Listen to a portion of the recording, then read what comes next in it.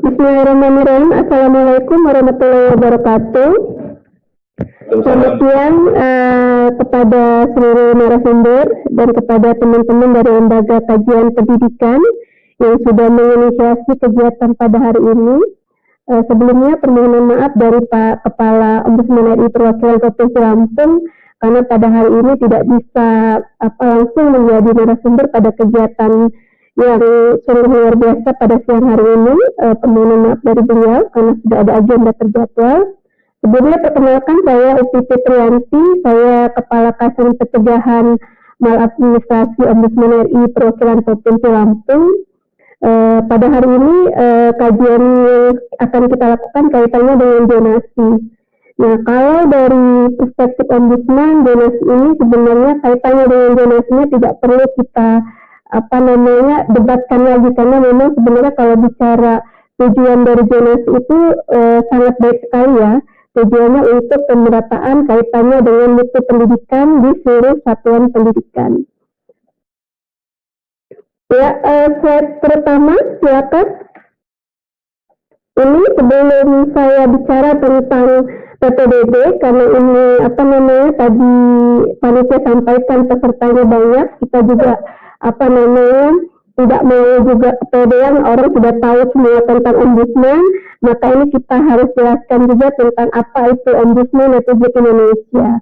Ombudsman itu secara jelasnya kita diatur dalam Undang-Undang Nomor 37 Tahun 2008, yaitu lembaga negara yang punya kewenangan mengawasi penyelenggaraan pelayanan publik, baik yang diselenggarakan oleh negara, pemerintah, termasuk yang diselenggarakan oleh BUMN, BUMN, serta badan swasta atau perseorangan, sama di dalamnya ada anggaran APBD dan atau APBN. Jadi selama dalam penyelenggaraan pelayanan publik itu ada anggaran APBN dan APBD di dalamnya, maka Ombudsman punya kewenangan untuk melakukan pengawasan. Lanjut, apa itu pelayanan publik? Ini juga perlu diketahui juga oleh kita, karena kadang-kadang ada yang konsultasi atau laporan ke Ombudsman, padahal itu bukan bagian dari pelayanan publik yang menjadi kewenangan Ombudsman untuk melakukan pengawasan. Jadi kalau di Undang-Undang 25 tahun 2009 tentang pelayanan publik, itu pasal 1 angka 1, pelayanan publik itu bisa kita lihat ada 3 ya. Ada barang, jasa, dan atau pelayanan administratif. Jadi kalau untuk PPDB ini dia bisa masuk pelayanan administratif, kaitannya misalkan surat keterangan domisili dan lain-lain, itu pelayanan administratifnya untuk dia memenuhi persyaratan PPDB. Sedangkan proses pelaksanaan PPDB-nya ini masuk ruang lingkup pelayanan publik jasa. Lanjut.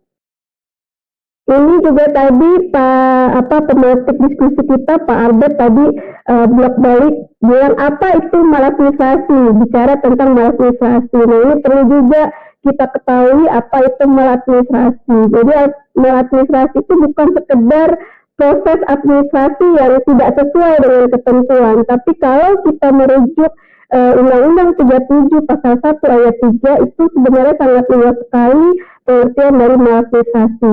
Perbuatan melawan hukum sampai dengan perbuatan yang menimbulkan kerugian material dan atau imaterial kaitannya dengan pelayanan publik, maka itu adalah yang disebut dengan maladministrasi.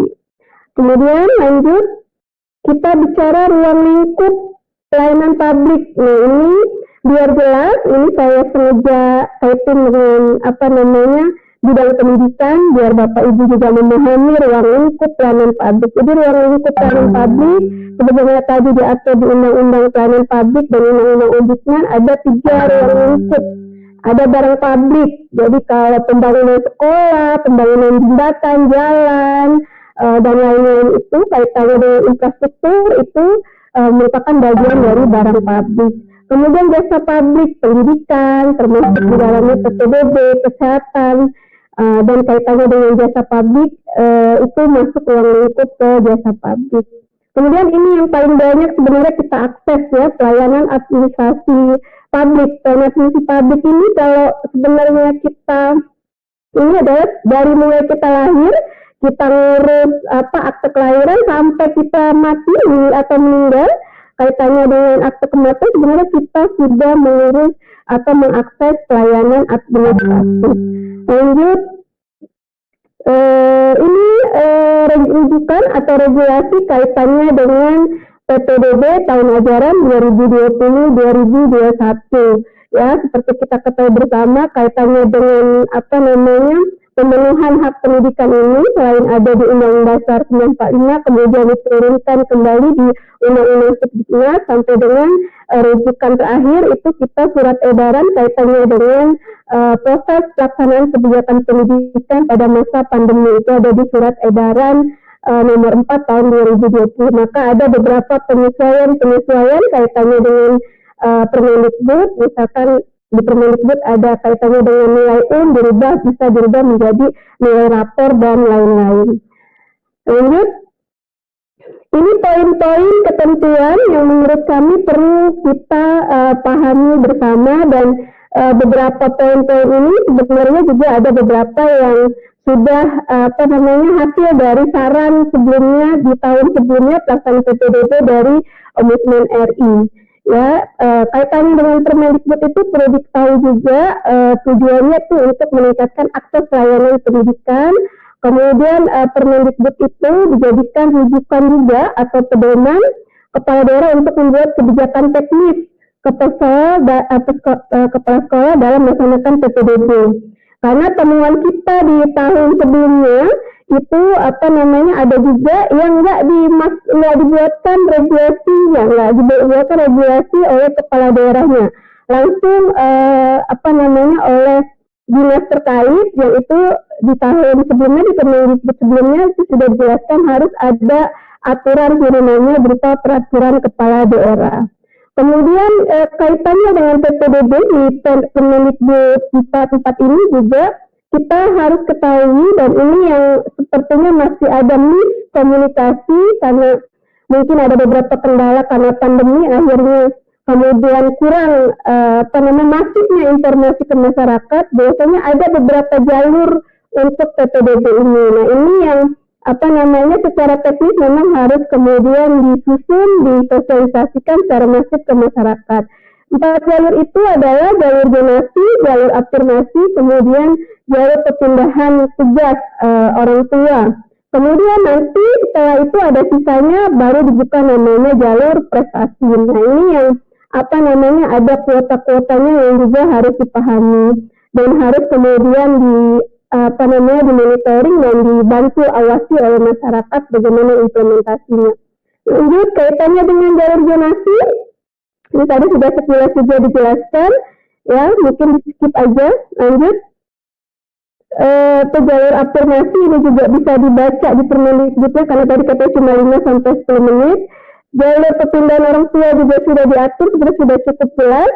Kemudian jalur prestasi ini yang ada perubahan karena tahun ini kita mengalami pandemi, kemudian UN dibatalkan, padahal UN ini tahun terakhir ya dilaksanakan UN. Kemudian ada boleh digunakan nilai rapor. Lanjut, ini yang berulang kali juga Ombudsman ingatkan bahwa saya dalam proses pelaksanaan PPDB ini tidak boleh dilakukan pungutan atau sumbangan terkait pelaksanaan PPDB. Kemudian juga tidak boleh memberi seragam atau buku tertentu yang dikaitkan dengan PPDB. Ini kemarin sempat ada salah satu satuan pendidikan langsung kami koordinasikan, kemudian sudah ditindaklanjuti untuk tidak jadi di adanya pembayaran seragam dan lain-lain. Sekolah lain kalau masih ada bisa kemudian disampaikan laporannya ke Ombudsman. Lanjut, ini mungkin skip aja langsung. Ini catatan penting pelaksanaan PPDB 2020-2021 ya. Telah mengalami perbaikan sebenarnya jika dibandingkan dengan Permendikbud sebelumnya. Jadi kalau kita flashback ke tahun pelaksanaan 2019-2020 itu sebenarnya terjadi kegaduhan karena jumlah zonasinya terlalu tinggi gitu kan. Ini kemudian terjadi kegaduhan di beberapa daerah karena merasa anak-anak kita yang berprestasi tidak terakomodir karena tingginya jumlah presentasi untuk kuota zonasi itu pada tahun lalu. Kemudian hasil evaluasi dan proyeksinya, kemudian tahun ini kita itu sudah sepakati di Permendikbud itu bahwasanya minimal dia 50%. Ini artinya ada penurunan zonasi untuk mengakomodir anak-anak kita yang berprestasi, kemudian dia mungkin dari golongan yang afirmasi tadi, yang menengah ke bawah, ini kemudian ada perubahan. Yang perlu juga diketahui ada perubahan juga, tahun-tahun sebelumnya itu tahun ajaran 2018-2019 itu bahkan Permendikbud itu dia hanya beberapa bulan sebelum pelaksanaan PPDB itu di tahun 2019 itu mulai di tahun ajaran 2019-2020 itu mulai ada perubahan Permendikbudnya itu sudah di akhir tahun. Jadi tahun ajaran untuk yang berikutnya itu sudah di akhir tahun itu sudah dikeluarkan Permendikbudnya. Kemudian proses sosialisasi ke masyarakat ini menurut kami perlu juga dilakukan sebelum siswa naik ke jenjang sekolah yang lebih tinggi. Jadi menurut kami ini penting juga gitu kan. Nah ini sepertinya karena kadang-kadang daerah itu belum siap dengan regulasi secara teknisnya itu. Jadi dekat-dekat PPDB 1 bulan atau 2 bulan baru tersosialisasikan. Hemat kami akan sangat baik apabila proses juknisnya itu sudah bisa disosialisasikan sebelum siswa yang siswanya ini naik ke jenjang berikutnya, misalnya kelas 3 SMP, dia sudah disosialisasikan pada saat dia sebelum ujian nasional itu misalkan, atau sebelum dia kelulusan itu disosialisasikan. Bisa bekerja sama dengan komite misalkan, disosialisasikan juknisnya.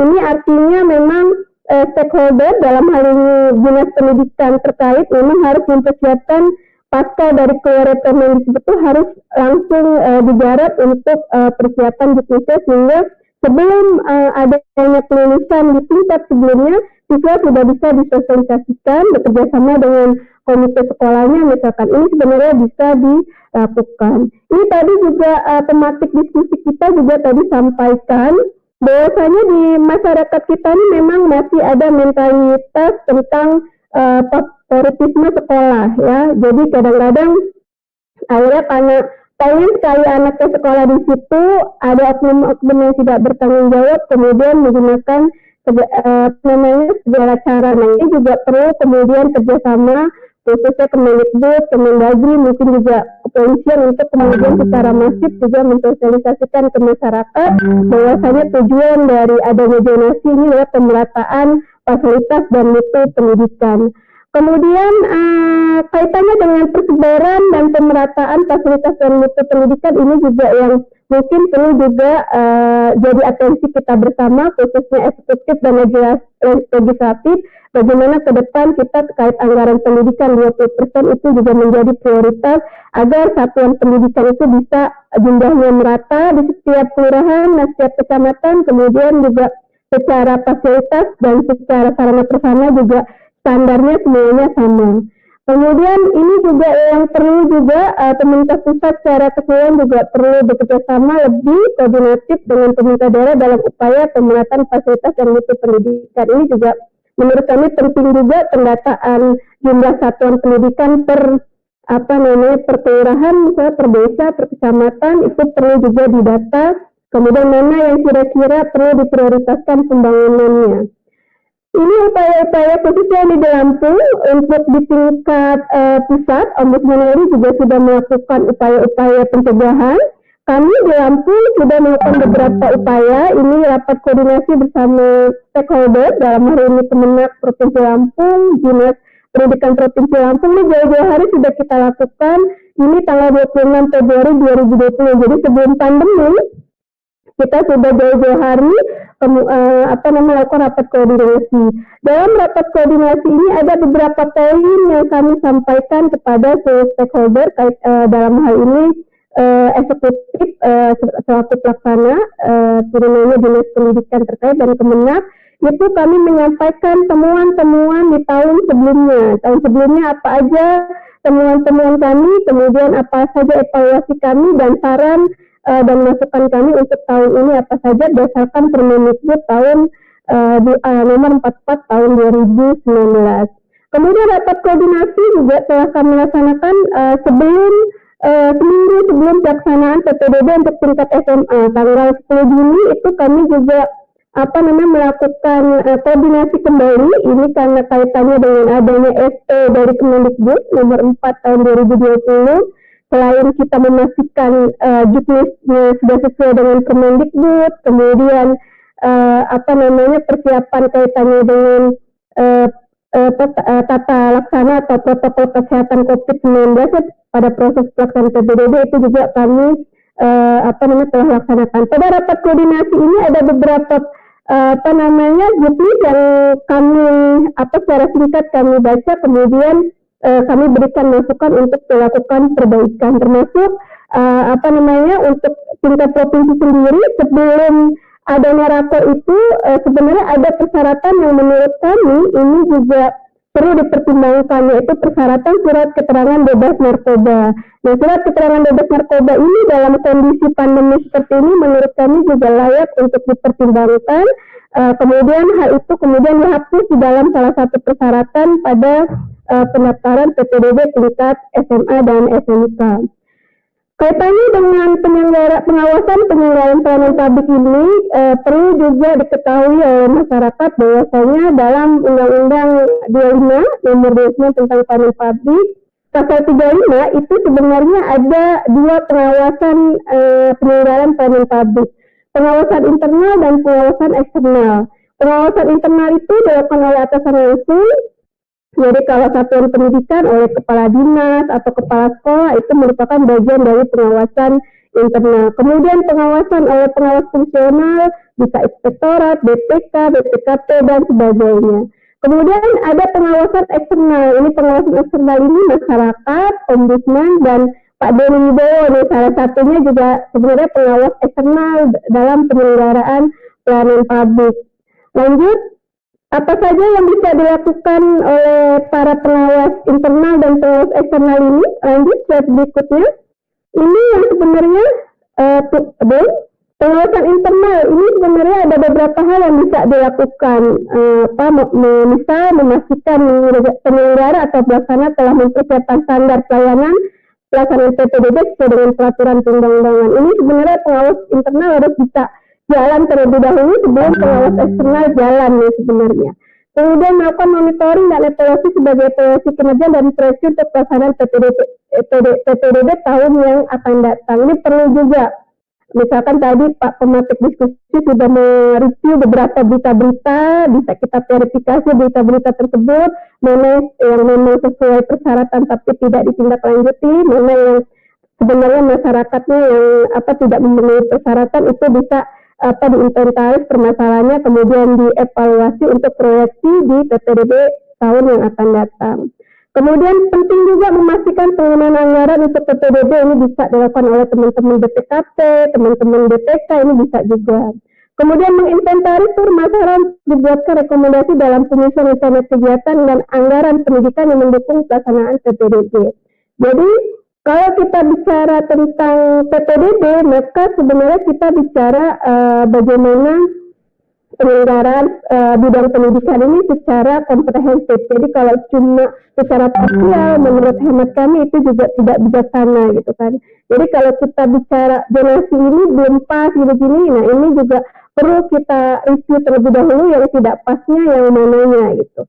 Oh ini karena satuan pendidikannya belum merata, maka itu kemudian yang dijadikan catatan dalam proses penyelenggaraan pembangunan satuan pendidikan misalkan. Nah ini yang perlu kemudian kita sama-sama dorong. Kemudian pengawasan eksternal. Lagi Bu ya.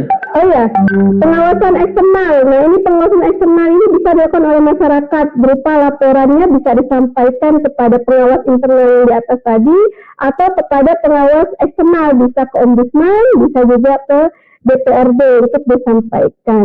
Pengawasan ombudsman kita bisa ada dalam upaya pencegahannya, kemudian dalam menindaklanjuti laporannya itu bentuk pengawasan ombudsman. Pengawasan oleh DPR dan DPRD bisa dalam bentuk perencanaan anggaran pendidikan sehingga pemerataan fasilitas dan mutu pendidikan dapat terwujud. Ini perlu juga kita seluruh stakeholder ini bekerja sama, khususnya kaitan dengan pendidikan di Lampung ini, agar kalau bicara fasilitas dan mutu pendidikannya bisa merata.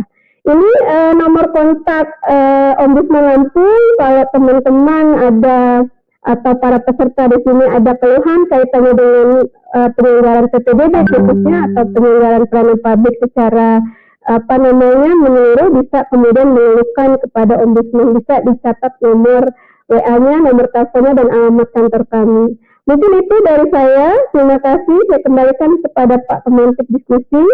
Wassalamualaikum warahmatullahi wabarakatuh.